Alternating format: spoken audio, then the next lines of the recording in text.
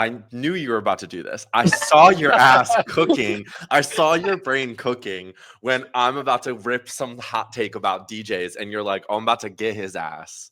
So no, No, Ryan used to DJ, so you have some experience in the world. We were just talking about, I was out at Brothers in downtown Indianapolis. I'm not proud of it. It's not a place that you really want to be, but the DJ, he was like ripping from time to time. He was playing some Charlie, playing some good dance tracks, and Dan. It was so funny. Danny's kind of newer to um, like listening to like dance music and EDM, and she had listened to it before we started talking and dating, but now she's like into it, and we're gonna go to like a disco line show in Chicago in 2 weeks or so.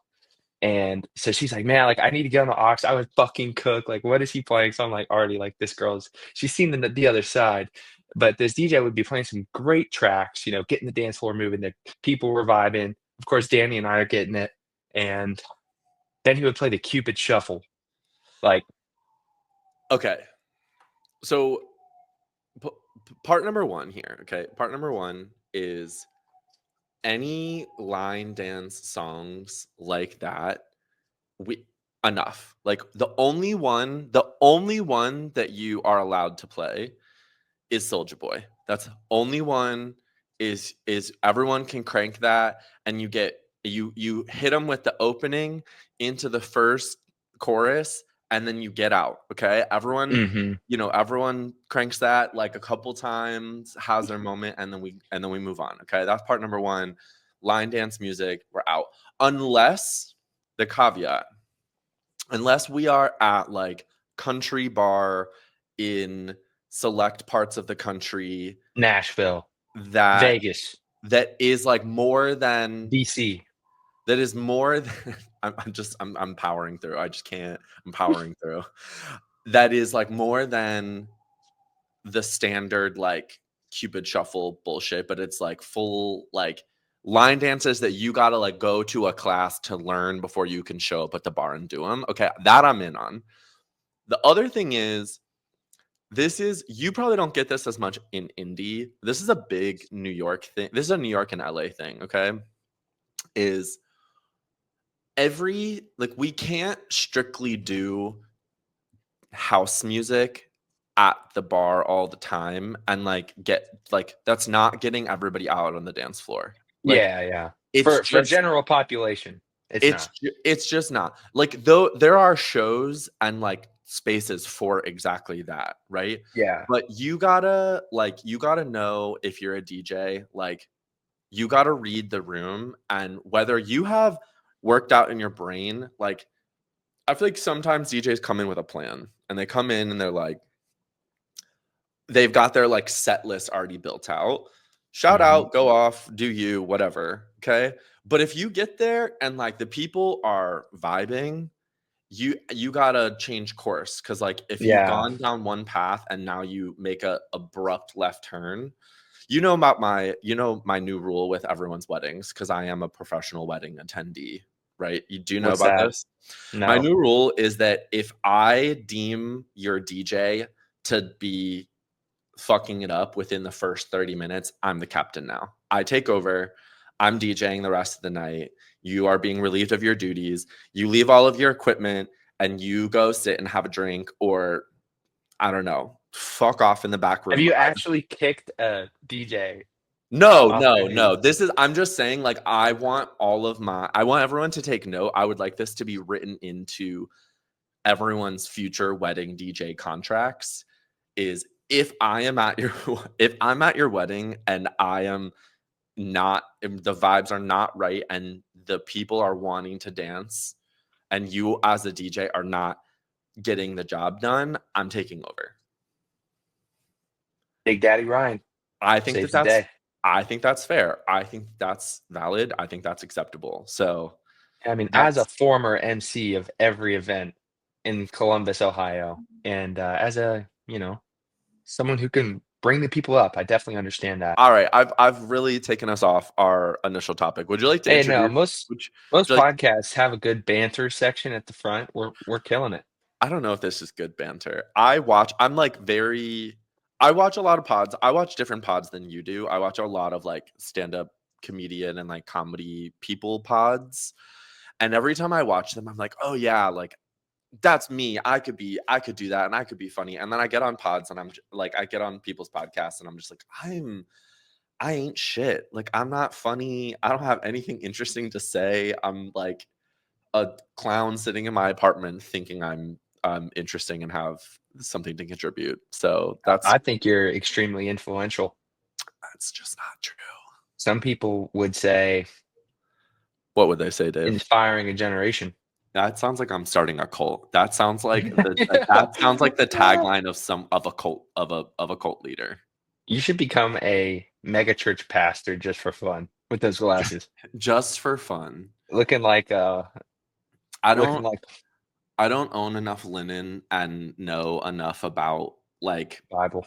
the Bible to be a mega church pastor. Although I guess these days Neither do they. I'm like it's just They just have these funny little like jokes that are like, oh God, that was so fucking bad. yeah, I mean I think that's the other thing is like I'm definitely have my cringe moments, but I'm not cringe enough to go and be a It's mega church unreal. pastor. They're like, The any listeners that are churchgoers that are listening to this right now are just absolutely buzzing. They are humming in their brains. They're like, get this man off the pod. I'm not watching that. well, you see people like Jesus helped Lazarus see. We're trying to help you see how you can stick to your 2025 fitness goals, right? You hear me?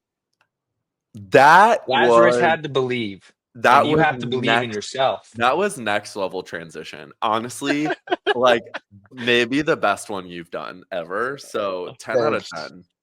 Thanks. You know, we try. We try. But Ryan, what we're here to do today, now that we're 10 minutes and 30 seconds in, is talk about our 2025 goals, the stuff that we have cooking, really get the people on board with the goals that we're setting, and drop some gems as to how they can stick to their own 2025 fitness routines.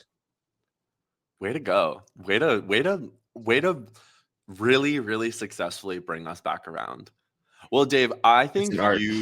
I think you should start only because you kind of tossed out the idea for what is effectively going to be, I hate to talk in quarters, but uh what effectively is going to be our Q1 Yep. of 2025. So I feel like you should start and then I think we can build off of that. Yeah. Well, first I'll tell you what we're doing, and I'll tell you why I wanted to do this. So Ryan and I are joining a fitness transformation challenge, the Macro Factor tracking app fitness transformation challenge. It's a 100-day challenge where you have to bring the best transformation result to the table that you can. If you win, there's a $50,000 prize. And if you're in the top 100 of contestants, you get a $500 gift card. So not bad, not bad, I guess. What would you call that? Rewards for participating in the challenge? Certainly, certainly. Yeah. And I feel like having some type of extra accountability, some type of not only intrinsic motivation, but the intrinsic accountability and reward at the end of the tunnel is super important to push yourself to that next level, keep yourself accountable, and really drive progress at the end of the day. Because I don't know, Ryan, this is one thing I wanted to start off the podcast as well, but a lot of times people they'll set a goal, they say they're going to do it, they do it for 2 or 3 weeks, and they're just like, "What's the point? Like, fuck it, let's just kind of take it easy and chill." And then you lose all that progress that you made because there's no real accountability, you know? Yeah, I do think that was one thing that you said to me. And this also feels like a little apt given the time frame, just beginning of the year, and every gym bro out there is currently buzzing with a little bit of hatred towards all of the newcomers at the gym, which I get. I have my moments as well, and we'll circle back to that here in a second. But to your point, I think like one of the things you said to me when we were talking about this is like, so Dave and I are doing slightly different transformation challenges. So Dave is going on what we're hoping is the leanest of lean bulks of all time. And I'm going on a I don't know, like a pretty aggressive cut. What we're calling a pretty aggressive cut. And but one of the things that you'd said to me was like we had done something like this before, and it was helpful for me certainly to have like some sort of like reward, potential reward thing at the end of it all. Hmm. Um, and I do think that that is a helpful, like a goal setting thing for people. Like building the habit is one thing, and like certainly a useful tool because at the end of the day, like motivation's only going to get you so far, right? You got to like build the habit in order for it to get to a point that you're gonna keep doing it. But I do think there's something to be said about like having some sort of like, prize at the end of it all. Like whether that's through like a fitness challenge that we're doing where there is like a monetary thing, it's a little bit more kind of like public competition which is a bit more attuned to both of our kind of personalities. But I do Hmm. think if you're a person who is getting back into the gym for the first time, or you're running, or like whatever that like kind of fitness goal is, find a way to like do a some sort of reward for yourself. Like someone a few years ago, it's this like feels juvenile, but it was such a like successful thing for them, was like they started a fitness routine at the beginning of the year, and also were like had something they like some trip that they wanted to go on, or like something that they wanted to buy, whatever. And so every time that they did a workout, they put $1 in a jar, or they put like $1 in like a separate account, or whatever the hell it was. And every time that they followed their like meal plan, they put, every day that they followed their meal plan, they put $2 in, right? So like a little bit more of an extra reward for the thing that is a, a difference maker in a different kind of way, right? And then at the 90-day mark, it was like, okay, I have X amount of dollars, so I'm going to treat myself to buy a couple of new things online, or I'm going to the spa for the day, whatever the hell it is. Like I do think there is something to be said about doing things of that nature versus just like mentally setting the goal and then trying to just like stick to it by sticking to it, right? Hmm. Yeah. Yeah, man. Like, there's just something about it, something that extra accountability, like, and really when you enter those things, like really having the mindset, like, I'm not just entering it to enter it. Like, I've always thought, like, I'm entering this to win. Like, I'm I'm trying to do the very best that I can. It's not just something that's for fun, because if you keep that mindset like, "Oh, it's just for fun, like this is just kind of something that we're doing," like you're not going to push yourself to your highest ability and really hold yourself accountable. So that's one thing, and I really do think like you and me, like we probably easily can get within that. I'm not gonna say easily, but like we definitely can. It's realistic with the experience and the amount of accountability that we can have to make it in the top 100. Like I think it's a very realistic, attainable goal. And if you're not pushing yourself to like a high standard, then you might just try to hold yourself a little bit to a higher level of accountability. What was the thing, like what was holding you accountable when you were doing like prep for your show? Like, was it just the fact that you were signed up for a show? Like, was that the thing that was holding you down? Or like, was there anything else that was kind of like keeping you? Because I think most people don't quite understand the like intensity that requires, and the like level of dedication that requires. So was there more than just like, oh, I have a show at the end of this and I'm gonna have to like be nearly naked and lathered in tan, or was like there other things keeping you like accountable there?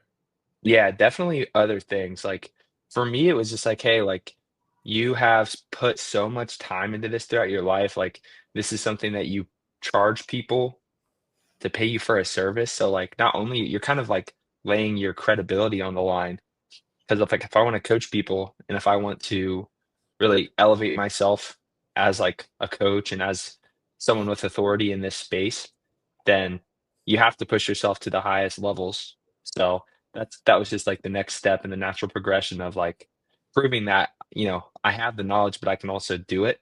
And then on top of that, just I have been such an avid like fitness connoisseur, like gym goer since I was like 16. So like proving that like, oh, I can actually do something. It's not just the fact that we're stepping on stage. Of course, you don't want to make yourself look silly and like not come in condition or be like super undersized. So there's like a time and a place to have a goal like that. But yeah, it was more so like my own type of credibility and like knowing that I can do something hard and actually step on stage to present like a good package for what it was. Yeah, I mean, I do think that that's a pretty good representation of like a almost 50-50 like intrinsic versus extrinsic reward system, right? Hmm. Like 50% of that was you putting like your personal integrity and credibility on the line, which like realistically is not super like there, no one's really gonna call that out, quote unquote, right? Like Hmm. they'll notice if it's not there, but they're not gonna really notice if it is there, type of a thing. Right.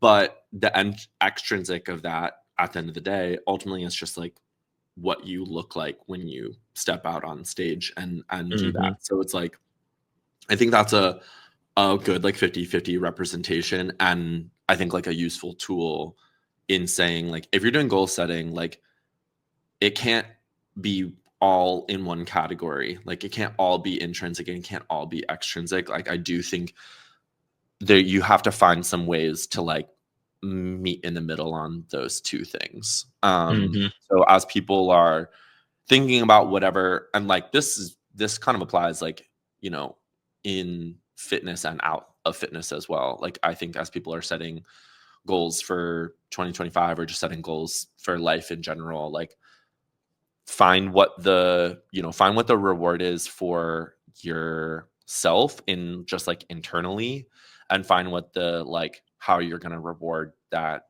or what the reward is externally as well, because just like we're human beings and like that is just part of who we are. It's like really tough to go against like human nature in that way. Hmm. Yeah. Yeah, dude. I feel like real quick, I want to hit on some funny topics. Like you said, advent of a lot of new people in the gyms, especially Ryan's gym situation is interesting because it's is it what, like 3 blocks away from Times Square? Is that about right? Yeah, I mean it's midtown Manhattan, so it's Hmm. a bit more in the thick of things. It's nice because it's a it's a basement gym, so like you can't see it from the exterior. Like you're not walking by it and going, "Oh, a gym, like I'll work out here." Like Hmm. you do kind of have to seek it out. Yeah, But but it's packed. it's busy. My what I said to you the other day, and I stand by this pretty firmly, and I will say this on the pod. And funny enough, my dad and I have had this conversation as well. And if Dave and I ever open a gym, this is a thing that we will be implementing, which is I I have absolutely no issue with new people coming into a fitness space. I love it. Everybody was new once, right? And Hmm. I do want to like I want to be supportive of that. Yeah, My and we talk about like little things that Ryan did when he first started off that were like, oh yeah, like that was kind of douchey. Like, oh yeah, that was bad etiquette. So like we are uh, very aware. We're not trying to have like a elitist view here, but like there are some real things to keep in mind. 100%. But I think the number one thing that everybody should get like a 30-minute training session on before they step into a gym is just like gym etiquette. Is just like here is how to function appropriately in a gym with other people there, you know? And it's a lot of it also comes down to like do you have awareness of other people other than yourself? Like if you can do that, you'll be fine. If you can think, "Oh, I maybe shouldn't be grabbing dumbbells off the rack and doing my set directly in front of the rack, Blocking half of the fucking rack. preventing people from coming and grabbing other dumbbells off the rack." Like if you have the self-awareness to understand that and to know that, you're fine, right? But that is just there are just things like that in the gym that's I think more what the the old gym going crowd is frustrated with the newcomers is, hey, like we want you to come in here and we want you to be successful, but we also like we need you to kind of understand like quote unquote like the rules of this space. um and I think that that's fair for anything, right? If you if for those of for the people listening to the pod who don't know, my background is originally in dance. I was a dancer. I've danced for I don't know whatever 15 years now, 20 years now, whoever the hell knows. And if you walked into a dance class, like there are just rules of that space, right? Like there is a way that the class function, like the way that that class functions, the way that you handle yourself in those spaces. And if you don't handle yourself correctly, like you will be asked to leave those spaces. I've seen it happen before. Like if you are just What's an example? um like a good example that is kind of a nice carryover to like the gym is if you're taking any sort of like technical dance class, so let's call it like jazz or contemporary or ballet or anything like that, where it requires people to like take up a bit more space in the room, and you bring in your bag or whatever, and you have like put your bag in the middle of the floor and someone like goes and trips over it because they're dancing through the space thinking that everyone else has like properly put their crap over to the side, or you physically are not off to the side where you were supposed to be. I have seen instructors look at someone and go, get out of my class. Like that's like that was disrespectful and you should know better than to do that, and that person could have gotten hurt or injured, and so you got to go. Like and the like gym version of like you were where you weren't supposed to be is like you're sitting on a free weight bench in between your sets, but you don't actually need the free weight bench. Hmm. And like no one's getting injured here, so like let's keep that in mind. But it's like, You yeah, it's being fucking annoying. but you are not using this, you're not using this space correctly, right? Hmm. You're doing goblet squats with a dumbbell, and then you're sitting on a free weight bench in between your sets that you don't need. Like if you need to if you need to sit down, no offense, sit on the floor. Like someone else is going to use that bench to actually use that bench in a effective way. Hmm. So I do just think at the end of the day, like the New Year gym crowd is way more about etiquette than it is like the frustration with the New Year gym crowd is way more about etiquette than it is about anything else. And Yeah. that etiquette all has to do just with like self-awareness and spatial awareness and like not be for lack of a better way of putting this, just like not being an asshole in Hmm. in the gym, and like understanding that other people are trying to work out too, other people are trying to do their stuff too. And if you just don't know how to use something or whatever, like that's fine. Like ask, someone will tell you for sure, for sure. But like sitting around and being confused and doing things that are taking up space or whatever for other people is it's just it's really I struggle with it. I have a really tough time with like self-awareness issues on with other people. Yeah, it's interesting, dude. Like my gym, it's definitely not as, I guess, it's a little bit more niche type of gym. Like you get a more experienced crowd where I go. And at a commercial gym or a gym, just I wouldn't even say your gym's like a commercial gym. It's just like the population density of New York City is going to attract people that aren't quite as in the niche. But Yeah. I'd say like it's okay if you mess up. Just like try to be self-aware.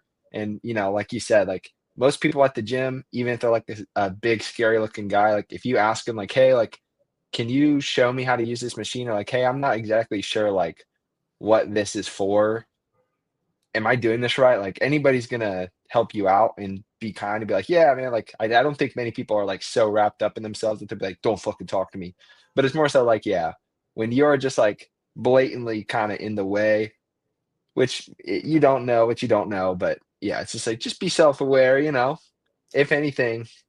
Yeah, I mean, people I think, like, there's been a couple of videos going around on social media in the last, like, month or 2 that were kind of like, like joke content, but it was like something to the effect. Basically, the storyline was like you started working out and you realized that like the gym bros weren't actually scary, but like they actually are just like there to like root you on and support you. And like I've seen a couple of videos like that. I think a lot of times it typically tends to be like women who are entering into a gym space, and like I do think that that is a different experience, but realizing that like the guys are just there to kind of like hang out with you most of the time. But I messaged you when I was in Buffalo, and I was working out at a gym, and I was doing um RDLs on the belt squat, the pit shark belt squat. And there's another guy there who just like tapped me on the shoulder. I had my headphones in, and I'm my music is loud when my headphones in. You cannot try to talk to me. So he tapped me on the shoulder and was just like, "Hey, like, can you tell me about this? Like, what's going on? What's the point? Why are you doing this? Whatever. And also, how do you do it? Like, is it the same form? Is it the same technique?" And I think that, like, I was thrilled to just like have a little chat with this guy and explain, oh yeah, this is why I do this, and I've been doing this for X amount of time, and here's why I like it more than this thing, etc. Like people, you're gonna in the gym who are like the experienced people and not like you can kind of just like see it and you can tell. And This is how that conversation should have gone, Ryan. how You should have said, "Yeah, man, so what you've been doing with regular RDLs is actually wrong, and it has a high likelihood of leading to injury. You really gotta be careful with those things and actually understand what you're doing. I've been lifting for 7 years now, and I coach people. So if you wanna sign up for my one-on-one coaching, it's 3 payments of $3.99 a month, and dude, we can make it happen. Like, we can get you to your goals because I don't want you to get hurt. I wanna make sure that you're achieving the results that you deserve. And Dave, follow my Instagram because Dave the link parodying is in the bio Dave doing a nice bit about the online gym community there, everybody. Just to be clear, just so everyone understands. No, no, Um no, just to be clear, my coaching is the only coaching that's gonna get you to your results, alright? Just to be clear. just to be clear, just so you And I have know. 3 spots open right now. Yeah, looking for 6 motivated guys under 30 who are trying to lose 15 pounds in the next 10 days. Yeah, and if you're interested, comment or DM scrotal massage Scrotal massage is a great like heavy metal band name. because how else are you gonna really get your maximum natural level of testosterone available without scrotal massage? That's actually the secret to my training plan. A Hey, jail, we gotta jail, find a new niche because the jail, honest traditional ways that I've been trying over the years haven't worked. straight to jail. Yeah, Straight to jail. it's crazy. Yeah, I don't know. The I don't want to go too far down that rabbit hole, but I want to know who's telling all of these dudes to post like that. Mhm. You know what I mean? 'Cause, Yeah, like, yeah. Like, that's not gonna work. they're all in some like coaching community that's Yeah. telling everyone to like, here's how you set up your Instagram bio, here's how here's what you post, here's how you do it. And I help motivated, busy professionals achieve their fitness goals. it's like Oh, it's so like original. it's Listen, I work in marketing, so I understand that like there is something to be said about going after your niche, like your specific like target demo. But I, I don't know. Maybe I'm just like maybe we just know too much. Maybe we're just like too sentient to like for it to like get through to us. I do think that sometimes that is the problem. Like online advertising doesn't work on me because I do it, Tell and them so about your tell them about your Merrick Health oh, advertising campaign. bro. Okay, Merrick Health, if you're listening, love and light.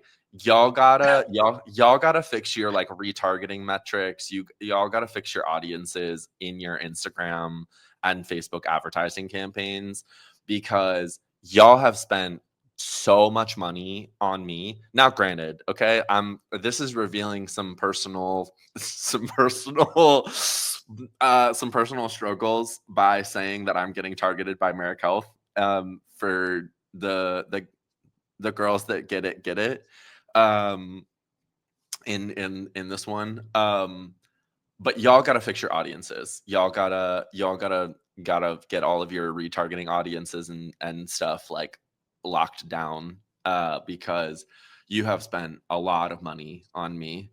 And I know how expensive those campaigns are. I know how expensive those clicks and stuff are.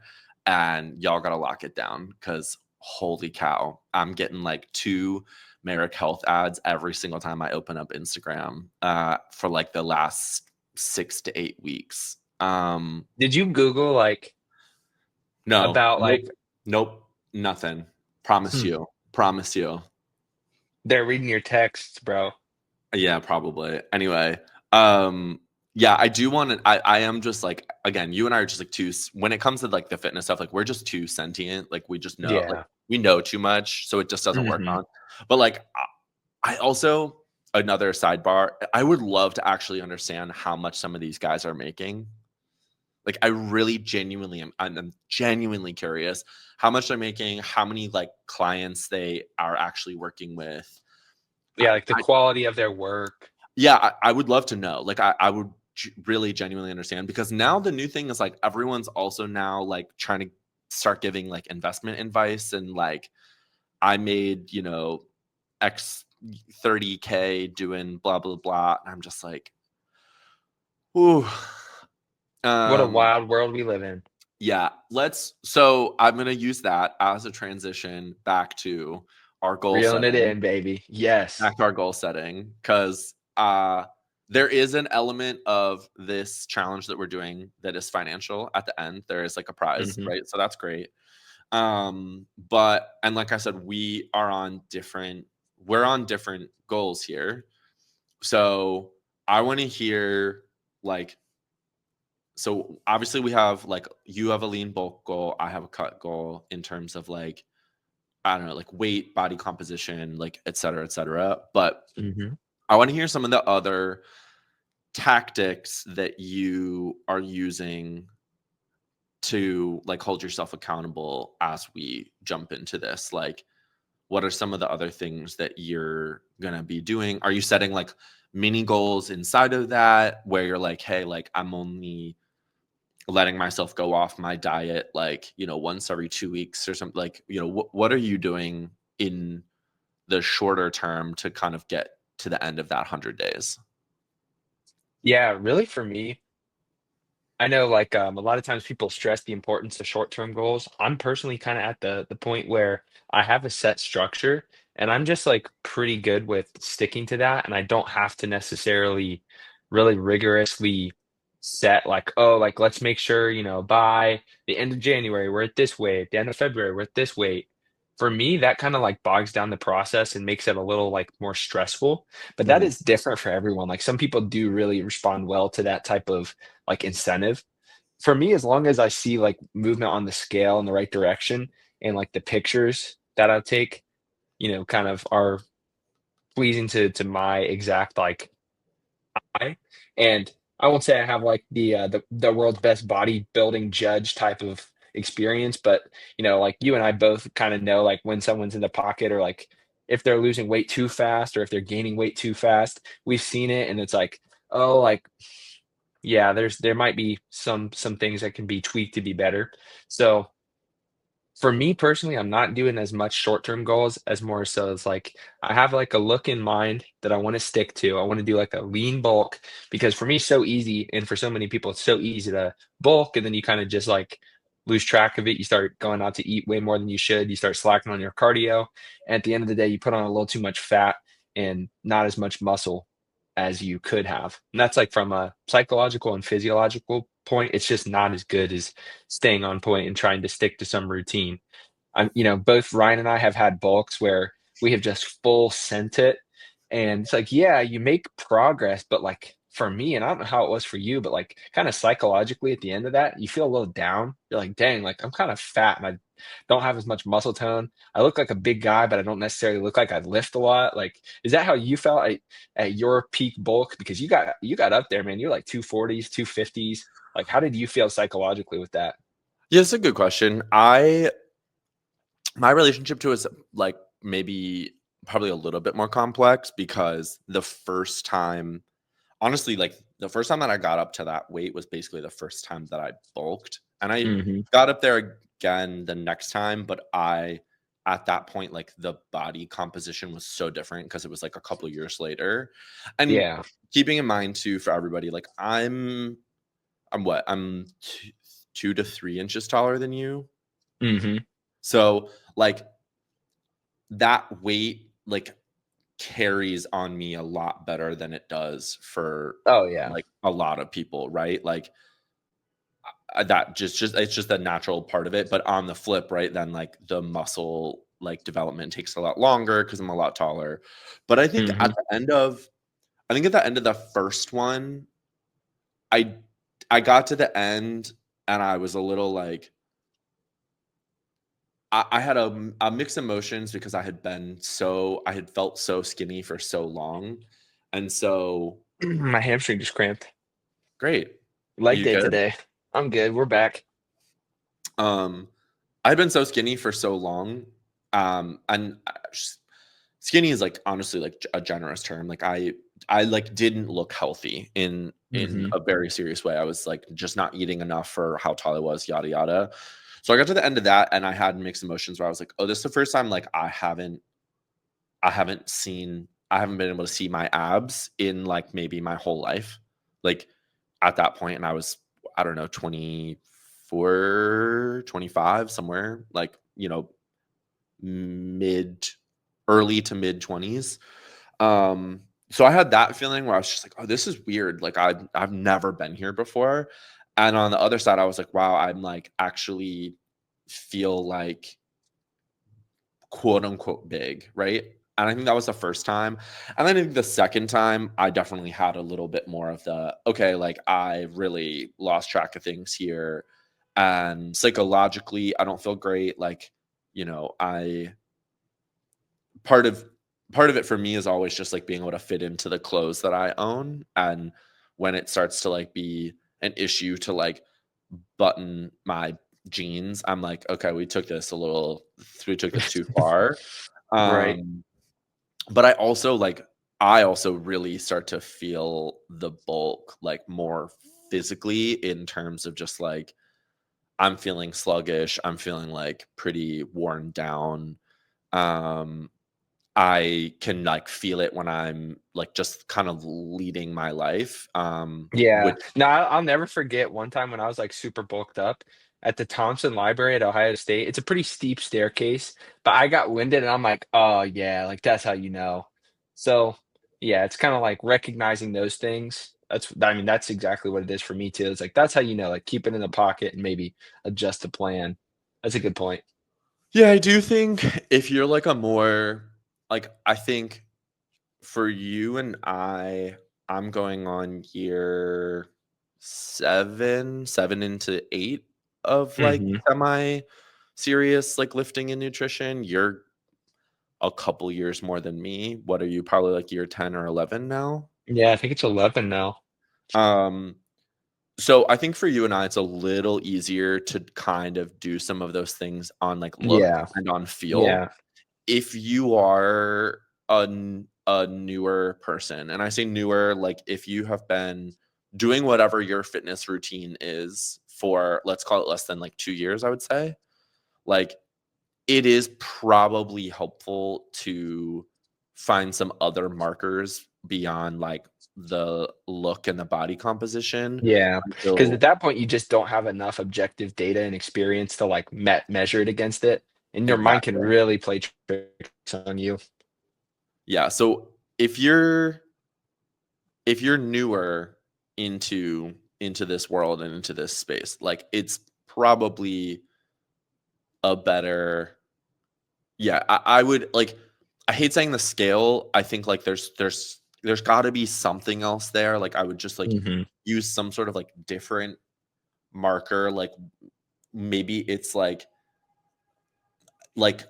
there's kinda cheesy videos, and sometimes I like them because it satisfies, like, a transformation ick that or transformation need that I have in the back of my brain, but, like, those videos where dudes will be like, POV, you tracked your progress with a T-shirt, and it's, like, them at, whatever, 14 or 15 in the, like, loose T-shirt, and then them now, like, splitting the seams on the T-shirt, and it's, like, uh, cringe in some ways for sure, but again, like, it scratches some sort of, like, itch that I have in the back of my brain, to wish that I that's had funny. done something like that.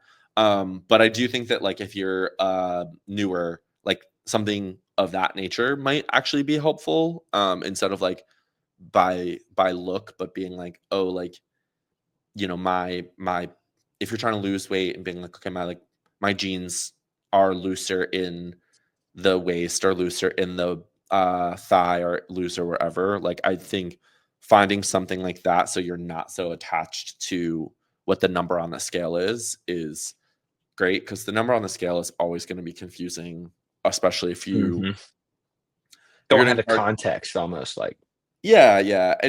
I mean, you and I have like I think most people don't really quite understand like that what a body recomp is or that is actually a thing that can happen. I think people Mhm, don't if you're on some sort of weight loss journey but you're also lifting weights, there's probably a realistic time in that journey where your weight isn't changing but like your weight isn't changing as drastically as it was previously, but you're going down in pant size, you're going like you're still losing fat, right? So if you're tied to the scale, it's just not it's never going to tell you the exact story. So mhm. finding some other thing to track and you could use that as a goal like if you're I know there's some toxic parts of this too, but if you're a person that like has an item that you were like, "Oh, I love this," and maybe you've put on a couple of pounds, or maybe you like lost too much weight or whatever, and you're like, "I want this thing to fit the way that it used to fit on me," like, and you can do that in a healthy way. Like that's maybe a goal setting tactic as well. And as we're talking about this, the one thing that I wanted to also bring up is so one, how much, you're doing a lean bulk, but how much cardio are you going to be doing on a weekly basis as a part of this? And two, like, do you have any like tactics for I don't want to frame it this way, but like for getting through cardio, because I think like it's the thing that most people hate the most if they're Mhm. if they're working out, like lifting weights or whatever. So how much cardio are you doing? Are you planning to do between now and the end of this like 100 days that we're doing? And what what's your tactic to like keep yourself doing your cardio to get yourself through your all your cardio? Yeah, that's a great question. I think a lot of people undervalue cardio in the off season or cardio while you're bulking if you're not really in bodybuilding terms. A lot of times people will just say like, "Oh, I'm bulking, I don't need to do this," but man, there are so many benefits to keeping it in, and I'm gonna keep it in pretty aggressively, like 8 to 10,000 steps every day, which I guess I should say, like, for most people is attainable, but a lot of times people kinda have like a misconception about the amount of food that they're eating. And for me, I'm someone who has a little bit of an appetite and I want to eat more food. Like I like smacking a big meal and like feeling full. That's just me. Some people don't have as much inclination to eat, but like For me, I just like it. The food that I make is good. I'm trying to fucking bath. Rice and chicken, a little bit of sauce. Talk to me nicely. So I think that's like very important to keep your steps up, to keep unwanted fat gain, and really make sure that you're burning off the calories that you're eating. But I'd rather be a little bit over when I'm bulking. Like I'd rather have a little bit more calories for muscle growth and then do the cardio. One, because it can keep your fat keep your fat to muscle gain in a good ratio, and two, just for like the cardio and aerobic health benefits. I think this is one thing that takes a long time to do because I used to dread cardio as well, but kind of coming to a point of acceptance where you're like, oh, this is me time where I can just like 100% zone into a show. Like you can throw on a good podcast, throw on a show that you're watching on Netflix or whatever it might be. Find something to kind of occupy your mind, or maybe you're just listening to some good music. Like I think attaching cardio to some type of like fun reward can be a great strategy if you are struggling to do it or find the motivation to do it. What are your thoughts there? Yeah. Well, I have a couple of thoughts. Before that, I want you to translate out for everybody what is 8 to 10,000 steps in time on like a treadmill, right? Because I think it's winter. I think a lot of people are not going outside, and Hmm. I also think like maybe people have. I think people also have a bit of a misunderstanding of how many steps they're actually getting in a day. So Yeah. what is that cardio equate out to for you in like time on a treadmill? How many days a week? Yeah, that's a great point because a lot of times people do overestimate the amount of activity that they're getting. They're thinking, oh, like, yeah, I easily get 8,000 steps. In reality, if you're not trying, you're probably getting more like 5 to 6,000 if you do work a sedentary job. And that's like a Maybe. generous estimate. Yeah, Yeah, that's like a maybe. generous estimate. Yeah. Um, so it is a good bit of time on the treadmill. However, that's why I like counting steps versus using cardio time. I think, if you're just exclusively thinking about your cardio and time, you might see like 30 to 40 minutes while you're bulking and you think like, fuck that. That's a long time to be on the treadmill. Step counting is a great way to integrate like everyday activity with your time on the treadmill for cardio. So like if you can break up your day, even if you're just working from home, get up and move around, maybe you're cleaning things, just like moving around your house, taking a little break from work. Really like if you do work a corporate job, like utilizing the breaks that you get to walk, that's so huge. And for me, I can get all of my steps just by using those breaks and lunch periods. However, if you really can't do that with your work set like schedule and you truly are sedentary, it's going to be like 30 minutes on the treadmill probably to keep that level of activity, which once again, that's what I deem best and like my preference. You could always do less food and do less time on the treadmill, but I'm someone who likes to eat. So it is more time on the treadmill than you'd think. And it's a great thing to clarify. Like it's not necessarily easy or going to be a breeze. It does take some effort.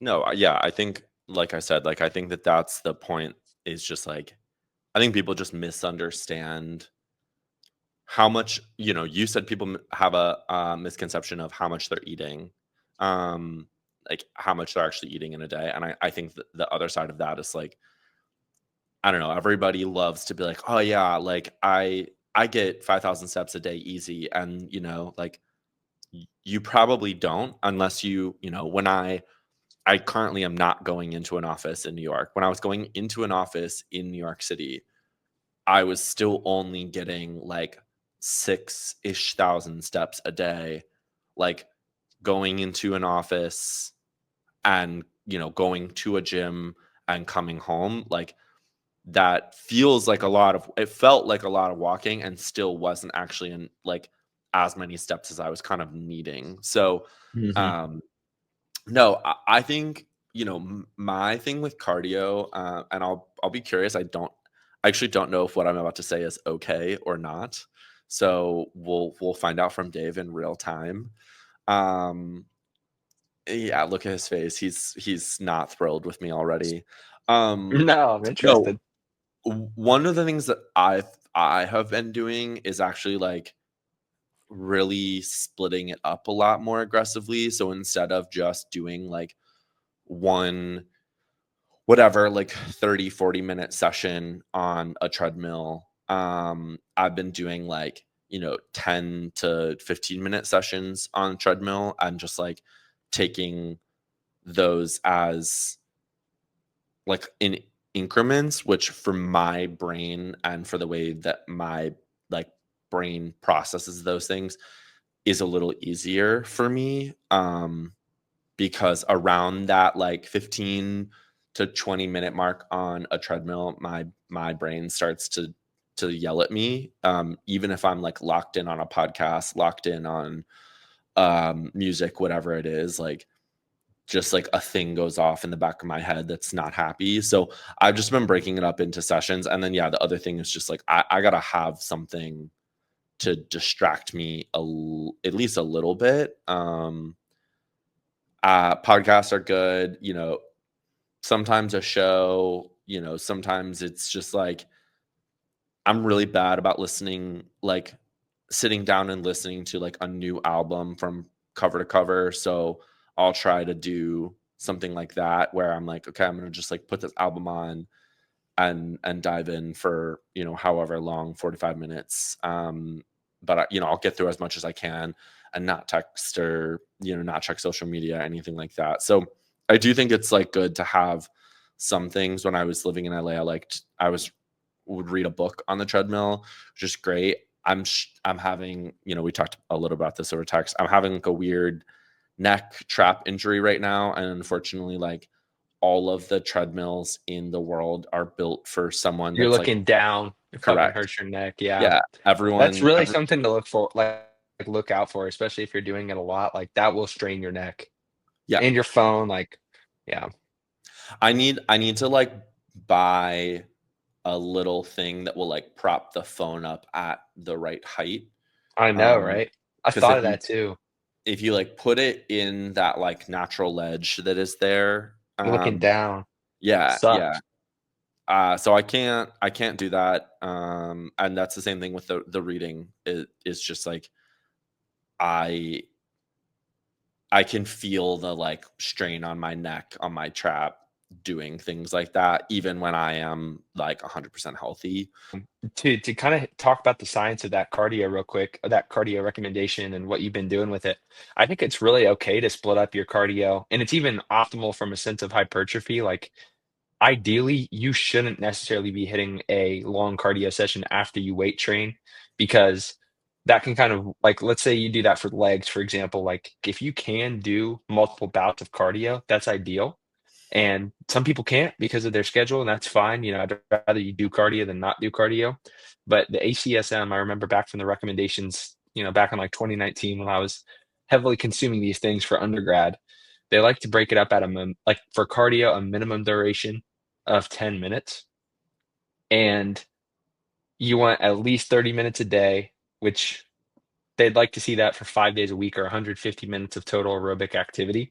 And that's kind of like for optimal like health and like fighting hypertension. But I'll say if you are working for fat loss, like if you can only take a 5 minute walk, you're still burning calories and that's helping with your fat loss. It just might not have that same like overall systemic health effect as going for like a longer duration could elicit for your body. So I think it's completely fine to do multiple bouts of cardio. It's definitely from what we see, like probably the best way to go. Yeah, I mean, that's just like mentally how I have Hmm. to do it. And not have to, but it's certainly helps me stay more consistent with it than Yeah. committing to like one singular long session. Yeah. And if you find yourself really struggling, I think like what Ryan's saying, like even if maybe you can only do like 1 or 2 10-minute sessions a day, like you'll work up to it. For me, when I was in prep, I was doing like probably 75 to 90 minutes of cardio a day at times. And it's like, oh man, that kind of sucks. But you do get to a point where it's almost enjoyable and it's just a time for you to think. And, it's just like part of your routine that you almost grow to look forward to once you really lean into it. So that's like a tough thing is just like, yeah, lean into it It's going to be uncomfortable, but you'll get it and it'll be worth it in the long term. Yeah. I feel Supposed to like, suck. well, yeah, that there is a bit of that as well. Um, Mhm. okay, I'm gonna close this out. I feel like what's one more. I feel like I think we've given like two kind of big prime kind of like tips, goal setting tips. So what's like number three? What's the last one? Like let's round this out a good clean Mhm. list. Yeah. So you're thinking goal setting specifically? I do think so. I think that that's a useful thing. I mean, unless you feel like unless you are feeling like something else is kind of Yeah, I have an feeling, idea actually. go for it. For goal setting, I wanna break this up into 3 different, like, tiers of experience for fitness because it definitely evolves as you go. So, like, let's say you're just, like, 6 months or under of, like, trying to get in a consistent routine. Just set your goal to go. Like, don't try to be like, "Hey, I wanna lose 20 pounds." Like, yes, that's good and, that's a good goal to have, but I think people get wrapped up in that and they get discouraged with seeing how long that can take because there's going to be so many bumps in the road as you first start off within that 6 months. You're going to find out what you like, what you don't like, what works for you, what doesn't work for you. And probably the results that you want will take longer. So just focus on going, like do whatever, but go 3 times a week, for example, or 4 times a week, you know? Um, so for the first half of like for the first people that have been going for 6 months, I think that's a good thing to focus on is just showing up. If you're like 6 months to 2 years, I think I still wouldn't really like challenge yourself with like a really advanced like what we're doing with like a fitness challenge or like some type of extreme transformation. Then once you're in that like intermediate level, it's like then let's like start to kick it up. Let's maybe try to hit like a real specific metric that you're going for, whether it be a weight PR or like a body weight image or like a certain like physique that you want to achieve. Like that's where, you've had some trial and error. Maybe you've done a diet, maybe you've done a little mass to some degree of success, but like this is where it's time to push yourself and really try to elicit some type of change. And then as you're in a 2 years and on, that's when like yeah, enter in a challenge, have some type of extra accountability. Maybe you're working with a friend, you guys are doing some type of like friendly competition. Maybe you're in a transformation challenge, or maybe eventually you want to do some type of actual competition in an organization. That's where I think the goal setting tiers and hierarchy can go, just to set yourself up for success. Still keep challenges coming, keeping it fun, and not being discouraging across those various levels. Yeah, I think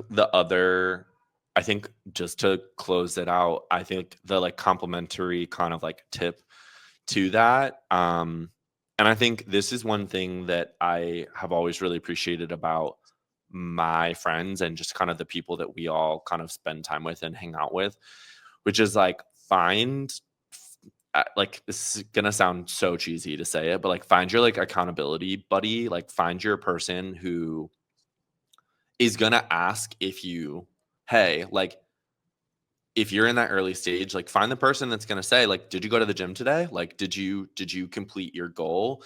That, and don't you can't be defensive, like you can't be mad, you can't be upset. Like this person's kind of role and this person's job is to kind of make sure that you're doing the thing that you said you're gonna do.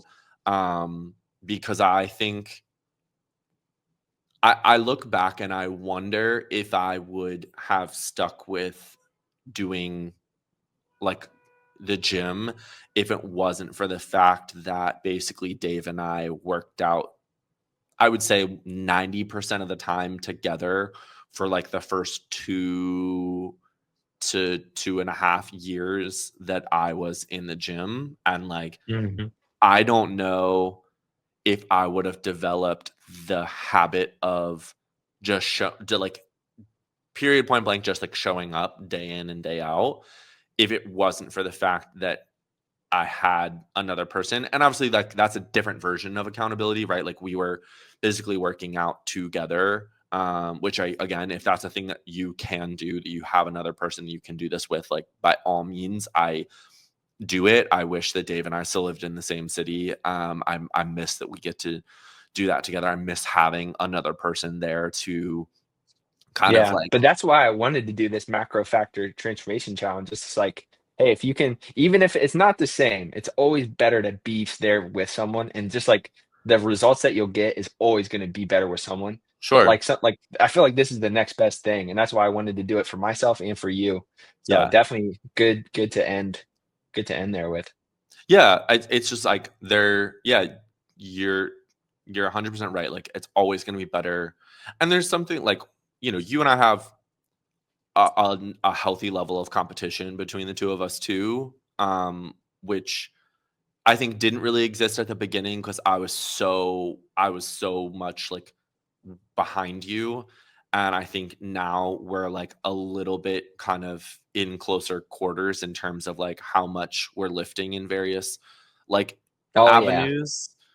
I have a healthy level of jealousy about that ass too. Trying to get on your level, dog. Yeah, ever Don't since I got skinny, I kind of don't lost her. don't let him lie to I you, kinda people. lost her. Don't let Yep, him lie to you. trying to Dave trying to get back Dave to that for level. multiple years has made a point to tell me that he has a better ass than I do, so Not anymore. I Not will right not now. hear the blasphemy. Yeah, only because I'm a little thicker than you are and I have more body fat and you and I both hold fat in our ass. So like I don't like that's the only reason why it's like that right now.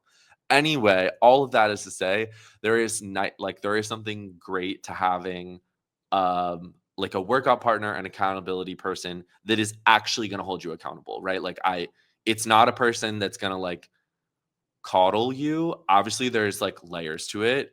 Dave's pretty good about when I have like rough days, just checking in and being like, "Hey, like, what happened today? Like, are you good? Like, is everything okay?" And kind of leading with like this before coming in and being like, "Okay, like, you're fine, and we got to get it together." And that is exactly what you need. Like, you need someone that isn't just gonna like glaze over it and be like, yeah, yeah, yeah, try harder next time. You need like a person that's gonna kind of like